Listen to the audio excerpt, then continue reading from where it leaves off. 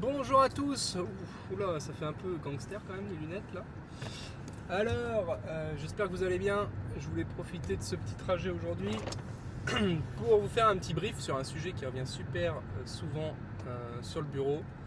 Est-ce que j'ai le droit, est-ce que je peux, est-ce que c'est intéressant de me verser un loyer à moi-même?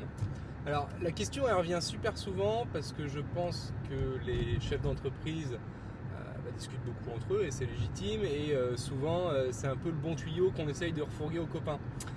Sauf que, on va le voir ensemble très rapidement, se verser un loyer à soi-même, j'appelle ça souvent la fausse bonne idée et je vais vous expliquer pourquoi. C'est le principe de base en fiscalité généralement, ce que je vais déduire d'un côté, je vais devoir l'imposer d'un autre côté. Donc là, si j'ai bien compris le raisonnement du chef d'entreprise qui me posait cette question, c'est je vais me verser un loyer, comme ça je vais déduire le loyer sur l'entreprise, sur la société, ok, pour économiser de l'impôt. Et souvent le raisonnement en fait s'arrête là. Sauf que ce qu'il lui a pas dit, son copain, c'est qu'en théorie, ce loyer, il y a bien quelqu'un qui doit le déclarer. Et en l'occurrence qui? C'est toi, qui dois le déclarer à titre perso. Et en France, malheureusement, la fiscalité des revenus fonciers n'est pas forcément très favorable, voire même elle s'est aggravée d'année en année depuis l'augmentation du taux de la CSG.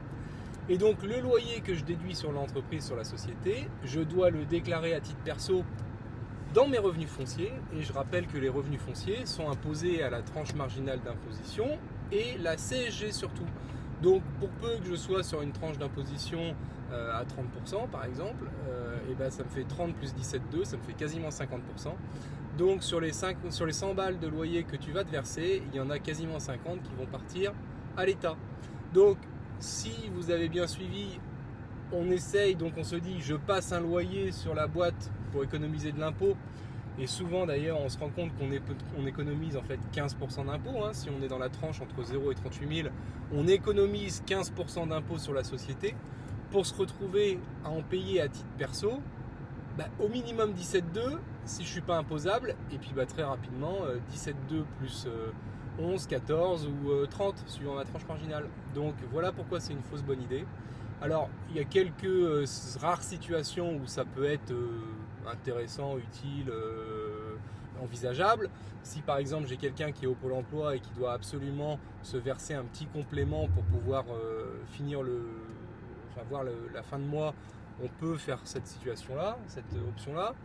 Une autre situation que j'aime bien également, c'est quand on a un client qui, suite à divers investissements immobiliers avant, a un déficit foncier. Si on a un déficit foncier, les revenus fonciers générés par ma location à moi-même vont venir se compenser. Donc voilà.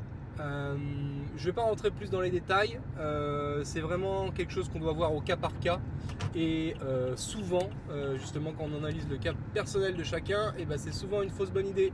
Donc on en parle ensemble, on voit si c'est opportun et puis on décide en bonne connaissance de cause. Allez, je vous souhaite une bonne fin de journée et puis moi je vais me chercher mon drive. Salut!